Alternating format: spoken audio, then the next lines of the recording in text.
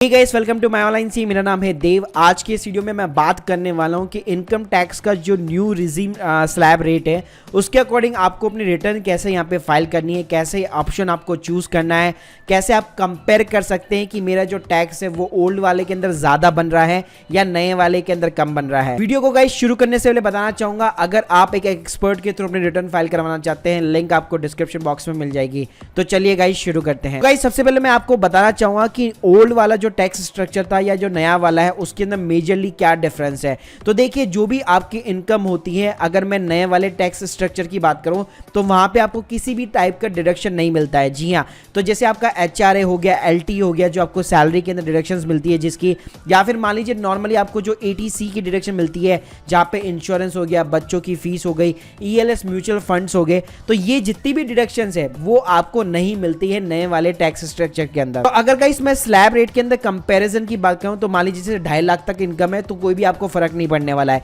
3 लाख तक का भी इनकम है तो भी आपको कोई फर्क नहीं पड़ने वाला है। 5 लाख तक की भी इनकम है तो भी आपको कोई फर्क नहीं पड़ने वाला है, क्योंकि आपका जो भी यहाँ पे टैक्स बनेगा 5 लाख की इनकम तक, वो दोनों ही, चाहे फिर ओल्ड हो या फिर न्यू हो, दोनों के अंदर ही आपको यहाँ पे एग्जेम्पशन मिल जाती है। जो भी आपका टैक्स बनता है उसके ऊपर रिबेट मिल जाती है। अब गाइस जो गेम चेंज होता है वो होता है 5 लाख की इनकम के बाद वाला। तो गाइस आप देख सकते हैं मेरी स्क्रीन के सामने, जो पुराना वाला जो टैक्स स्ट्रक्चर था उसमें 20% लगता था, जो नया वाला है उसके अंदर 10% लगता है। सो गाइस आप बात करते हैं कि आपको कैसे कंपेयर करना है। तो देखिए, आपको ये जो टेबल्स है, जो टैक्स की जो स्लैब है उसके अंदर देखने की जरूरत नहीं है। मैं क्या करूंगा, सिंपली आपको लिंक दे दूंगा। एक ग्रो का इनकम टैक्स कैलकुलेटर है, काफी इजी है, काफी यहाँ पे UI UX भी बहुत अच्छा खासा है इसका। तो गाइस आपको सिंपली क्या करना है, यहाँ पे सिंपली असेसमेंट ईयर चूज करना है। आपको अपनी जो एज कैटेगरी है वो बिलो 60 डालनी है, जो भी मतलब आपकी है वो डालनी है। इनकम के अंदर आपकी जो भी सैलरी है वो आपको इनपुट करना है। फॉर एन एग्जाम्पल मान लीजिए मेरी अगर 8 लाख रुपए की सैलरी है तो ग्रॉस सैलरी वो मैंने डाल दी है। उसके बाद में जो भी आपकी डिडक्शंस है, एनुअल अदर सोर्सेस से इनकम है, जो भी चीज़ें है सारी, वो उसके अकॉर्डिंग आपको पुटअप करनी है।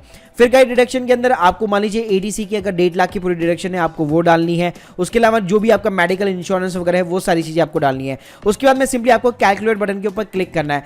तो गाइस ये क्या करेगा, ऑटोमेटिकली आपको कैलकुलेट करके बता देगा कि नई वाली जो टैक्स स्ट्रक्चर है उसमें आपका कितना टैक्स बनेगा और ओल्ड वाले के अंदर कितना बनेगा।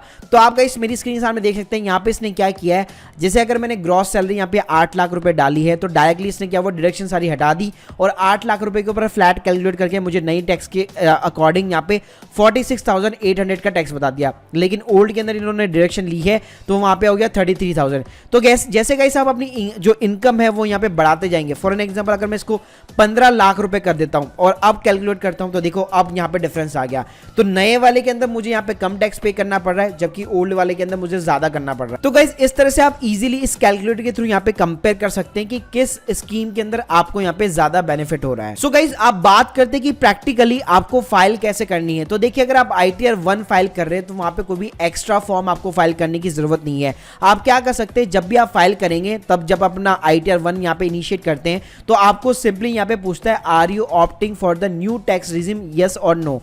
तो गाइस अगर आप नो करेंगे तो जो भी आपकी डिडक्शंस वगैरह होती है वो आपको अलाउ होती है। अगर आप यस करेंगे तो यहाँ पे आपको एक वार्निंग देगा कि आपकी जितनी भी डिडक्शंस होगी वो यहाँ पे डिसअलाउ हो जाएगी। तो गाइस अगर आप नए वाले स्ट्रक्चर के अंदर फाइल करना चाहते हैं, सिंपली आपको प्रोसीड बटन के ऊपर क्लिक करना है। उसके बाद में सिंपली आप जैसे अपनी रिटर्न यहाँ पे फाइल करते हैं, ITR 1 कैसे फाइल करते हैं नॉर्मली वैसे ही आपको फाइल करनी है। तो आप मेरी स्क्रीन सामने देखेंगे, आपका अगर न्यू रिजीम वाला अगर आपने सेलेक्ट कर लिया है तो ये जो डिडक्शन वाला कॉलम है, टोटल डिडक्शन वाला कॉलम है, इसके अंदर ये जो सारी जो चीजें होंगी वो देखिए हाईलाइट नहीं होगी। मतलब जो ATC होगा वो आप फिलअप नहीं कर पाएंगे, कुछ भी फिलअप नहीं कर पाएंगे। तो सिंपली आपको कंफर्म बटन के ऊपर क्लिक करना पड़ेगा। मतलब आपकी जो डिडक्शंस होगी ATC की वो यहाँ पे आपको अलाउ नहीं होगी। आपकी जो टोटल इनकम होगी उसी के ऊपर यहाँ पे टैक्स कैलकुलेट हो जाएगा। सो गाइस इसके लिए ITR 1 के लिए आप मेरे ये वाला वीडियो भी देख सकते हैं, जिसके मैं लिंक जो है डिस्क्रिप्शन बॉक्स में डाल दूंगा, ताकि आपको स्टेप बाय स्टेप पता चल जाएगा किस तरह से रिटर्न फाइल करनी है। तो बस एक हल्का सा चेंज यही है कि पर्सनल इन्फॉर्मेशन में जाके आपको बटन को नो से यहाँ पे यस करना है। आपकी डिडक्शन यहाँ पे खत्म हो जाएगी, आपकी जो भी ग्रॉस टोटल इनकम होगी उसके ऊपर यहाँ पे टैक्स लग जाएगा। अब बात करते हैं हमारी जो भी बिजनेस वाली ITR होती है, जैसे ITR 4 हो गई, ITR 3 हो गई, जहां पे हमें बिजनेस की इनकम दिखानी होती है।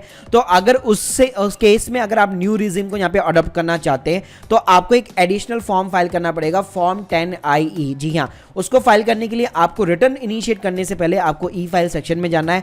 यहाँ पे लिखा होता है सिंपल सा income tax form, file income tax form.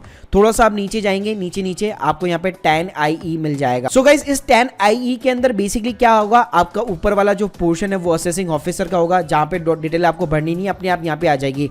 उसके बाद में यहाँ पे बेसिक इन्फॉर्मेशन आपको फिलअप करनी है। यहाँ पे आपका जो भी नेचर ऑफ द बिजनेस होगा वो यहाँ पे आपको सिंपली सेलेक्ट करना है और सेव बटन के ऊपर क्लिक करना है। उसके बाद में गाइस एडिशनल इन्फॉर्मेशन है, यहाँ पे कुछ इंटरनेशनल फाइनेंशियल सर्विसेज का कोड मांगेगा जो आपके पास में ऑब्वियसली नहीं होगा, तो आप नो बटन के ऊपर क्लिक कर दीजिए और सेव बटन के ऊपर क्लिक कर दीजिए।